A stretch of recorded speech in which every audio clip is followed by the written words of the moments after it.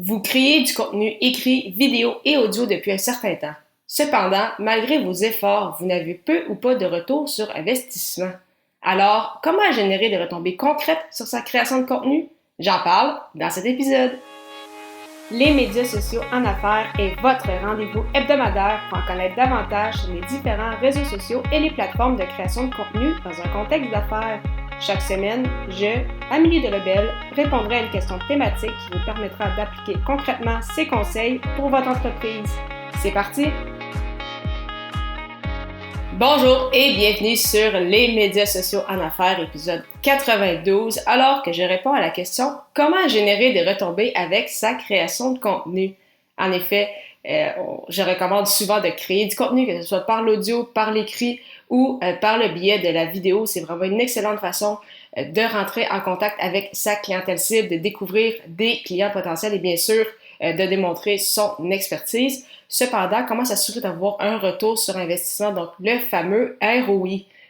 Bien évidemment, le premier point super important est bien sûr d'avoir une stratégie ainsi que des objectifs clairs. Donc, pas juste parler pour informer ou juste se dire « Oh, aujourd'hui, j'ai envie de parler de ça aujourd'hui avec mon audience, d'y aller, puis faire des épisodes un peu ici et là ou des articles de blog sans nécessairement vraiment avoir un objectif clair ou des objectifs clairs ainsi qu'une vue d'ensemble vraiment de toute votre univers de création de contenu, donc vraiment de planifier chacune des pièces qui va sortir et de cette façon-là, donc vous n'allez pas seulement parler pour informer, mais vous allez vraiment aider votre audience à avoir une prise de conscience pour passer à l'action et bien sûr passer à l'action avec vous plutôt qu'avec un compétiteur.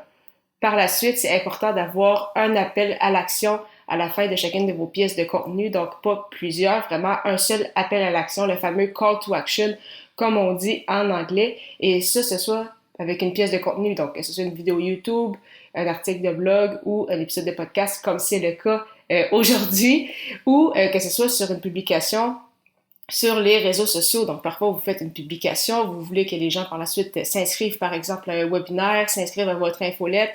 Même chose par le biais d'une de vos pièces de contenu. Donc, c'est vraiment important d'en avoir qu'un seul. Et pourquoi c'est important d'en avoir qu'un seul? C'est que si vous donnez trop d'informations à votre audience, donc si vous lui proposez trop de possibilités, par exemple, si à la fin de votre épisode de podcast, vous dites « Ah, rejoignez-moi sur les réseaux sociaux. Je suis sur Facebook à telle adresse, LinkedIn à tel endroit, sur Twitter, sur Instagram, sur Pinterest. Venez discuter avec moi. Ça fait beaucoup trop d'endroits et donc il va y avoir une certaine paralysie. Et plutôt que d'essayer de choisir parmi ces nombreuses options, mais finalement, vos auditeurs vont juste ne rien faire parce que comme il y a trop de choix, c'est comme pas assez. Donc vraiment, simplifiez-leur le tout en leur proposant vraiment une plateforme en particulier. Donc vraiment, faites en sorte que votre audience, votre auditoire ne pose qu'une seule action et laquelle, ça c'est vous qui allez décider, bien sûr toujours en lien avec votre stratégie et les objectifs définis au départ.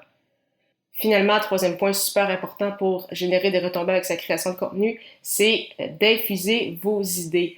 C'est quelque chose qui va peut-être choquer certains, mais il faut garder en tête que vendre, c'est servir. Donc, pourquoi vendre, c'est servir? Donc, je sais qu'il y en a plusieurs qui ont peut-être encore un peu de difficultés avec ça aujourd'hui. C'est particulièrement vrai au départ quand on débute dans l'entrepreneuriat. On veut pas avoir l'air trop pushy, donc on veut aider bien sûr un maximum de personnes. C'est pourquoi on s'est lancé en affaires. Donc, c'est justement pour aider un maximum de personnes. Mais en fait, si vous ne vendez pas, vous n'aidez pas votre audience. Je suis certaine que de votre côté, vous avez déjà lu un livre, suivi une formation ou acheté un produit qui a fait une différence dans votre vie. Si ce service, ce livre-là, cette formation-là n'avait pas été disponible, si une personne ne vous l'avait pas vendu, vous ne serez peut-être pas là où vous en êtes aujourd'hui. Donc, c'est pourquoi que c'est vraiment important justement de se vendre, donc pour servir votre audience. Et justement, ça ce qui amène certaines personnes peut-être à avoir des craintes, c'est qu'ils ont peur justement donc d'avoir l'air pushy, donc ils veulent trop donner d'informations, ils veulent donner un maximum pour générer un maximum de valeur pour leur audience.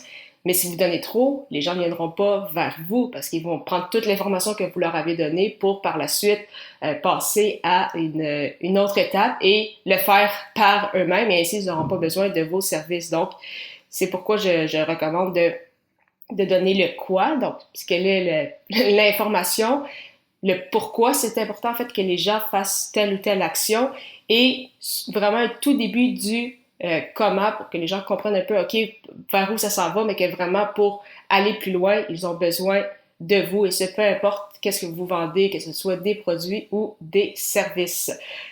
Alors, en souhaitant que cet épisode vous ait grandement aidé pour savoir comment générer des retombées avec votre création de contenu, donc important de garder à l'esprit d'avoir une stratégie et des objectifs clairs, de n'avoir qu'un seul appel à l'action à la fois et de bien infuser vos idées car vendre, c'est servir, comme le dirait si bien mon mentor Marco Bernard. D'ailleurs, comme vous le savez probablement, c'est grâce justement à la formation de l'Académie du podcast construite par Marco que j'ai lancé mes 2 podcasts, soit Athlète Entrepreneur et celui-ci, Les médias sociaux en affaires. C'est vraiment la formation la plus complète que j'ai vue dans la francophonie avec près de 40 heures de contenu.